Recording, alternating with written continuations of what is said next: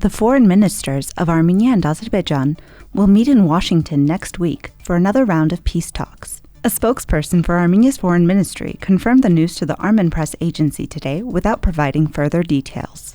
Ararat Mirzoyan of Armenia and Ceyhun Bayramov of Azerbaijan held 2 rounds of negotiations last month, one in Washington and the other in Moscow. Those talks did not end in any discernible progress toward a peace deal. Meanwhile, Mirzoyan said today that Armenia does not intend to negotiate with Azerbaijan on Nagorno-Karabakh status, the issue at the heart of the decades-long conflict between the two countries. We have not received a mandate from the people of Nagorno-Karabakh to negotiate on their future, and we have no right to determine their status, Mirzoyan told lawmakers in Yerevan. He continued, "The only thing we are trying to ensure in the Armenian-Azerbaijan normalization process is the following: a mechanism for dialogue, where the people of Nagorno-Karabakh and official Baku can have a dialogue, discuss, and negotiate." That echoes the position put forward by Pashinyan, who set off a political firestorm last month when he said that he is prepared to recognize Azerbaijan's claims to Nagorno-Karabakh, provided that an international mechanism is set up to guarantee the rights and security of the region's Armenians. In related news, Yerevan may sign a peace deal with Baku by the end of the year if the intensity of ongoing negotiations is maintained, according to the Secretary of Armenia's Security Council, Armen Grigoryan. In an interview with Armenian Public TV yesterday, Grigoryan also said Armenia plans to assume full control of security along the border with Azerbaijan if and when the blockade on Nagorno-Karabakh is lifted.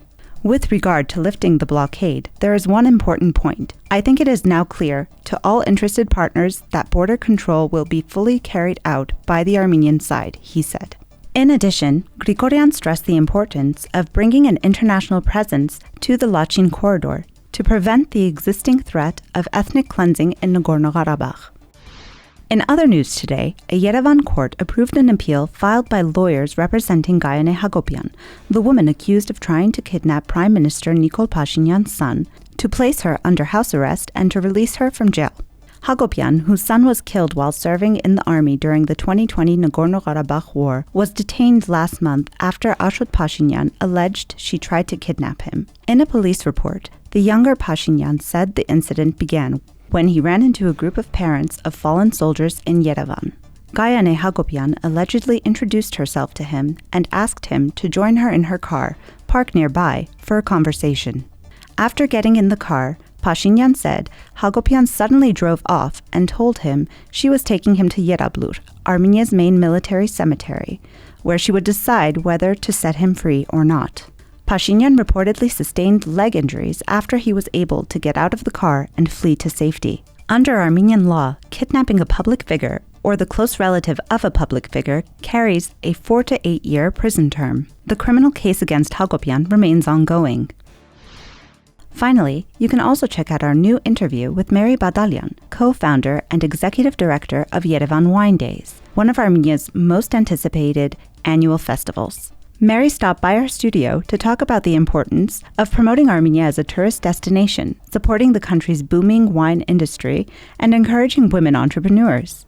The full interview is up now on our website and YouTube channel.